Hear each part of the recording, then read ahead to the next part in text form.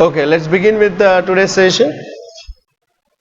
तो आज हम देखेंगे यहाँ पे vibrations of air column in the pipe closed at one end, open at one end, and the vibrations on the string. Let's start with the first part here. देखते हैं यहाँ पे यहाँ पे setup is given here. This is a pipe.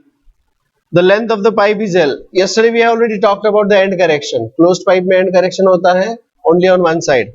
I told you closed pipe का end correction होता है only on one side. It is 0.3 times D. I hope you know this. और open pipe का वो दोनों तरफ होता है. हाँ, दोनों तरफ होता है. ये मैंने आपको यहाँ पे बताया था कि the actual antinode is slightly outside the physical limits of the pipe. इस वजह से हमें जो करेक्शन ऐड करना पड़ता है उसे कहते हैं and correction. Well, let's talk about this now. तो यहाँ पर एक tuning fork है. This tuning fork is set up in the vibrations which sets the air trapped inside this pipe. It sets the air in that pipe into vibration. तो वहाँ पर the air which is going in this direction वो वहाँ से reflect भी होके आती है. So incident wave, reflected wave, superimposition. They will superimpose with each other and that will give rise to the formation of stationary wave. तो इसके अंदर स्टेशनरी वेव तैयार हो जाएगा. इसके अंदर स्टेशनरी वेव तैयार हो जाएगा. सो अगर स्टेशनरी वेव तैयार होता है तो this is the simplest mode of vibration. We call this as the fundamental mode of vibration. We call this as the fundamental mode of vibration. This is the simplest way in which the air can vibrate. Hussain ध्यान दो. This is the simplest way in which the air can vibrate. अब मैंने कल आपको बताया था कि loop, दो लूप का मिलके एक तैयार होता है वेव. मैंने आपको कल ही बताया था ना. If you know two loops they are forming one wave. आपको ये याद रखना है. यहां पे देखिए, if I tell you, if I consider here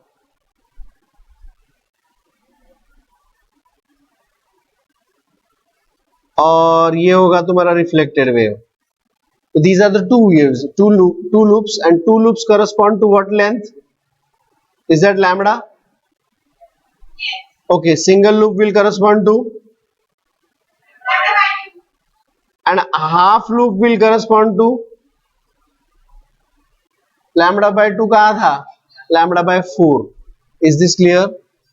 आधा लूप लैम्बडा बाय 4, पूरा लूप लैम्बडा बाय 2, दो लूप लैम्बडा. ये आपको याद रखना है. This you have to remember.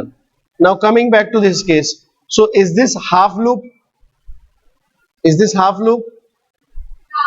ये half loop है कि नहीं है? If I try to complete this loop is going to be, देखिए यहाँ पर नोड है और यहाँ पर एंटी नोड है. समझ में आ रहा है क्या? This is, I say कि भाई ये नोड है. अगर मैं आगे यहां पर और एक नोड ले लूं, and if I try to complete this loop, then that will be the complete loop. और ये एक कंप्लीट लूप मतलब लैम्बडा बाय 2, लेकिन हाफ लूप मतलब कितना होता है? 4. So I am going to call this length is lambda by 4. Capital L is equal to lambda by 4. Is this clear? Is that clear? Okay. और therefore what is, therefore if I cross multiply, क्या मिल जाएगा? Lambda is equal to 4L. Lambda is equal to 4L. और आपको sound waves का formula तो पता ही है. साउंड वेव्स का फॉर्मूला है V is equal to N lambda, C is equal to nu lambda light waves, और V is equal to N lambda sound waves. अब मैं लैम्बडा के लिए सब्स्टिट्यूट करूंगा तो ये बन जाएगा V is equal to N into 4L. Okay, and therefore N is equal to V upon 4L, और V upon 4 times L plus E हो जाएगा. देखिए ये Why L प्लस E? यहां पर हमने एंड करेक्शन ऐड किया. I added the end correction over there, and we say this is the basic or the most fundamental, the most basic or fundamental mode of vibration. और ये जो frequency है, this frequency is called as the fundamental frequency. N is the fundamental frequency. इसमें किसी को कुछ doubts है? इसमें किसी को कुछ डाउट्स है? ठीक है. तो लेकिन यहां पर अगर हमने और एक दूसरा ट्यूनिंग फोर्क ले लिया, ट्यूनिंग फोर्क्स तो आप लोगों ने देखे होंगे, you must have seen the tuning forks, या हाँ, तो ये जो ट्यूनिंग फोर्क है उससे कुछ ज्यादा फ्रीक्वेंसी वाला ट्यूनिंग फोर्क हमने अगर ले लिया और उसको इस तरह से, ये फ्रीक्वेंसी इस तरह से सिलेक्ट किया कि यहां पर जो वेव्स तैयार हो रहे थे, पुराने वेव्स थे, सेम पाइप यूज किया है, द सेम पाइप, लेकिन पुराने वेव्स जो है उससे इसका वेवलेंथ और कम है, छोटा वेव तैयार हो रहा है, ठीक है। सो this is the next mode of vibration.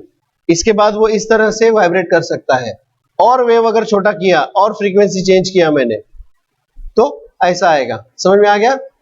देखिए यहां पर फ्रीक्वेंसी कम हो रहा है, v is equal to N lambda होता है, that means n is equal to v upon lambda होता है। तो अगर मैंने वेवलेंथ छोटा किया तो फ्रीक्वेंसी बढ़ेगा, इसका फ्रीक्वेंसी कम है, इसका फ्रीक्वेंसी और ज्यादा है। Are you understanding that? Because frequency and wavelength they are inversely proportional to each other. यहाँ पर लूप छोटा हो रहा है मतलब लैम्बडा छोटा हो रहा है, वेवलेंथ छोटा हो रहा है मतलब फ्रीक्वेंसी बढ़ रहा है। Are you understanding what I am saying there? तो this is the second mode of vibration. This is the second mode of vibration. इस तरह से अगर होता है तो यहां पर देखिए एक कंप्लीट वेव है और आधा, एक कंप्लीट लूप है और आधा लूप है।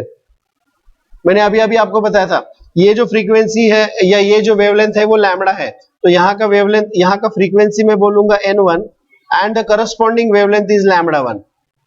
तो दिस इज हाफ हाफ और हाफ, 3 टाइम्स लैम्बडा बाय 4 हो जाएगा, करेक्ट है। तो मैं यहां पर लिखूंगा therefore L is equal to 3 times lambda 1 by 4. Is that okay? 3 times lambda 1 by 4, and therefore what is lambda 1 is equal to 4L upon 3. Now जो स्पीड ऑफ साउंड है वो एयर में या गिवन मीडियम में fix होता है 330 metre पर second, speed of sound. तो V is equal to n lambda होता है। अगर मैंने फ्रीक्वेंसी चेंज किया तो उसकी वजह से वेवलेंथ चेंज होगा लेकिन स्पीड ऑफ साउंड उतना ही रहेगा।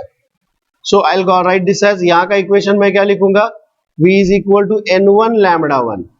याद रखिए ये डेरिवेशन है, तो देयरफॉर यहां पर लैम्बडा 1 के लिए अगर सब्स्टिट्यूट कर देंगे तो ये क्या बन जाएगा, it be n1 into 4L upon 3, correct. And if I'll rewrite this, rearrange this, then this will become n1 is equal to 3 times V upon 4L.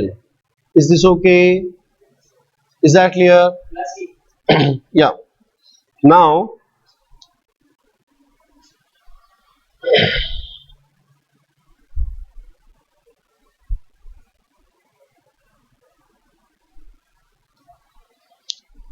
if I'll substitute for this capital L, so this will become 3 times V upon 4 into L plus E with consideration of the end correction.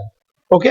One more thing I see here, that N1 is equal to 3 times N. This is N. N is the fundamental frequency. N is called as the fundamental frequency. Is this clear to all? ठीक है? Okay. और यहां पे इसके बाद ये वाला next frequency है जिसके साथ एयर उसमें वाइब्रेट हो सकता है। Is this clear? ठीक है। उसी तरह से मैंने फ्रीक्वेंसी और बढ़ा दिया, if I still increase the frequency little more. अब आप लोग ये वाला मुझे बताओगे, फ्रीक्वेंसी बढ़ा दिया मतलब वेवलेंथ और छोटा कर दिया, तो यहां का फ्रीक्वेंसी जिसको मैं n2 बोलूंगा, करस्पॉन्डिंग वेवलेंथ इज लैम्बडा 2। अब आप मुझे बताइए, देखिए जैसे कि मैंने आपको बताया था कि half loop corresponds to lambda by 4, तो एक बार, दो बार, तीन बार, चार बार और टोटल 5 बार, so it is 5 times lambda 2 by 4। Is that clear? क्या ये समझ में आ गया आपको? Now the length of the pipe is same, इसको मैं लिखूंगा 3 टाइम्स नहीं, sorry 5 times lambda 2 by 4, 5 times lambda 2 upon 4, और lambda 2 is equal to 4L upon 5। चलिए v is equal to n lambda वाला इक्वेशन यहां पर क्या बनने वाला है, v is equal to n2 lambda 2, but lambda 2 is equal to क्या है जी, n2 इंटू 4L अपॉन 5, और इसको रीअरेंज करने के बाद ये क्या बन जाएगा, therefore n2 is equal to, बताइए what is n2 is equal to 5 times v upon 4l। समझ में आ गया? Now let me put it in the box.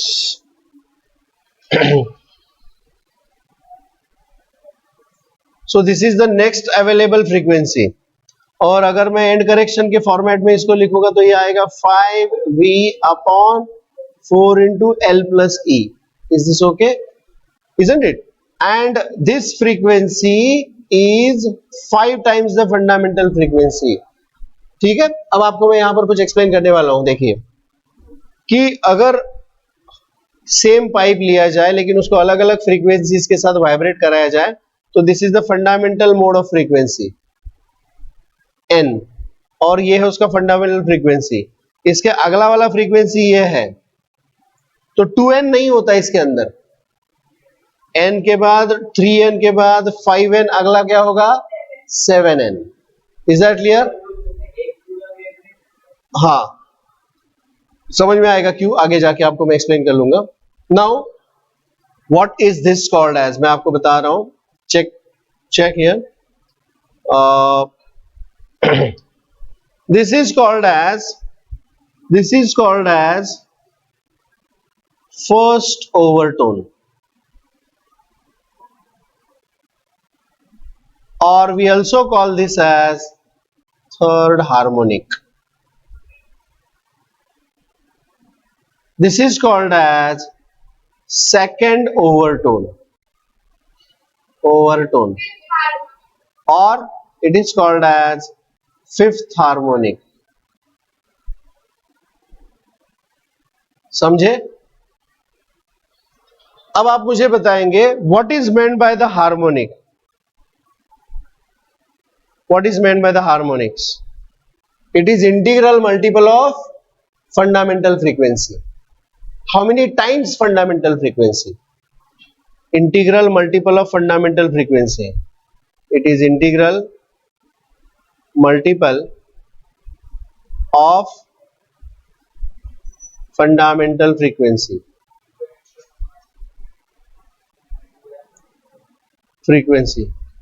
ठीक है, और ओवरटोन क्या होता है?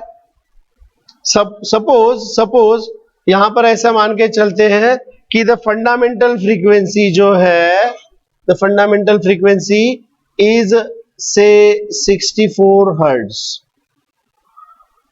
तो अगला कौन सा फ्रीक्वेंसी अवेलेबल होगा? 3 times this। so which is the next available frequency? n1 is equal to 192 hertz। is this clear to all? like that। अब इसके बाद डायरेक्ट यही फ्रीक्वेंसी अवेलेबल है, तो फंडामेंटल के बाद whichever frequency is available, whichever is the first available frequency, that is called as first overtone। second available frequency, second overtone। is this clear to all? is that clear to all? so how do you decide, or how do you say anything about the overtone? Overtones are the frequencies which are actually available other than fundamental frequency। overtones are the frequencies which are actually available other than overtones। is this clear? So can you tell me what will be the pth overtone of closed pipe? pth, nth नहीं बोल सकता क्योंकि n is already used here, so I am saying pth overtone। what is the frequency of the pth overtone? np is equal to, क्या लिखेंगे यहां पर? this is 3n 5n है ना, तो can I say it is 2n plus 1।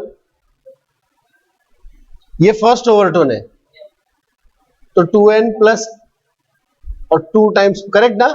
तो यहां पर आएगा pth overtone is equal to 2p plus 1 times n is the formula for pth overtone. Is this clear? मैं nth नहीं बोल सकता क्योंकि n वहां पर ऑलरेडी यूज किया गया है, so it is this. If I substitute p is equal to 1, क्या आएगा? 3n। p is equal to 2, 5n, 3, 7n, like that। And can I conclude that in closed pipe In closed pipe, only odd harmonics are present. Third harmonic, fifth harmonic, seventh harmonic. Even harmonics are absent. Can I comment like this? Yes. Isn't it? In closed pipe. What do we mean by closed pipe? Closed pipe मतलब एक and से close है, दूसरा and से close नहीं हो सकता कभी. इन क्लोज पाइप मतलब दोनों एंड से क्लोज नहीं होता है. So we call this as in closed pipe. क्या बोल सकते हैं? What is the first thing that we say? Only odd harmonics present. Only odd harmonics are present.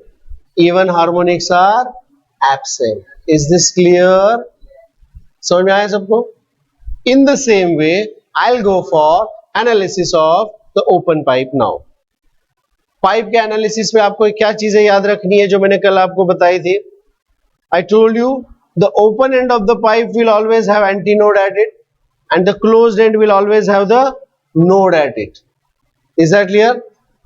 The antinode is slightly outside the physical limits of the pipe, and we account for this, which is called as end correction. This end correction is applicable only at the open end because the antinode is present only at the open end.